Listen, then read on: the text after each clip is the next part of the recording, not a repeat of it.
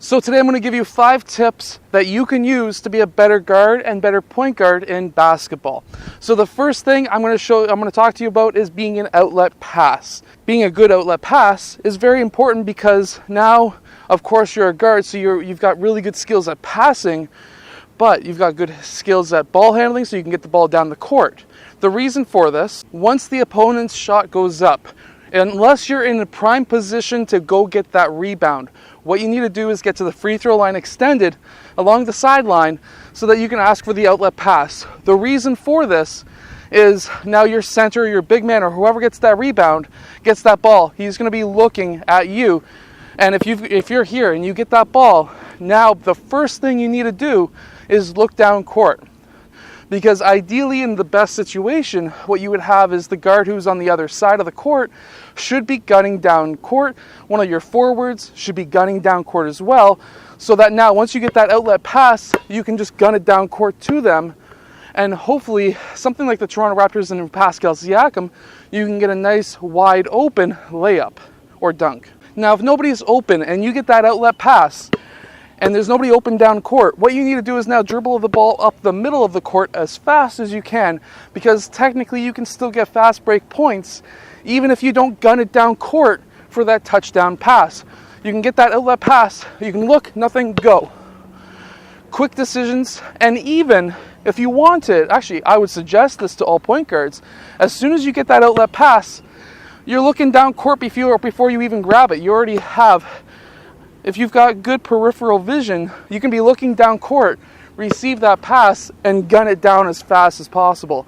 Or just dribble it down as fast as possible and get yourself some easy assists or some easy points. Now, whether you're in a half-court game trying to score, or you're down here trying to score way down there and you're trying to get the ball up the court, the second tip I'm going to show you or talk to you about is defending the ball. Even though you have the ball, you want to defend it so the opponent doesn't get it.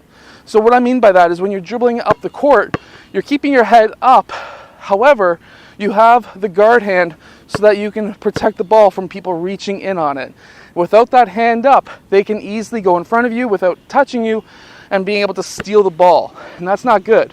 You don't want to do that. Now, the next tip I'm going to give you is to keep your head up and make sure that you use the pass.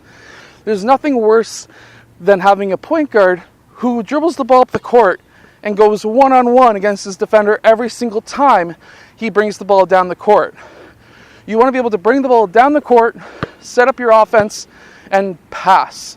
If you have the ability to drive, you can drive it once in a while. You don't want to become consistent because now the other team knows how to defend you, for one, but for two, you're going to lose respect from your teammates if you don't pass the ball. I've had the privilege to play pretty well every position in basketball. I've played center up until, actually center and power forward, kind of forward in general, up until about grade 10. Grade 11, I turned into a point guard because I'm only 6'2". I may seem bigger in person, but I'm only 6'2". So being in senior high school, I went from forward, center to guard. So being a forward and a center, I knew what it was like to be able to not get the ball passed to you, because the point guards want to do everything themselves.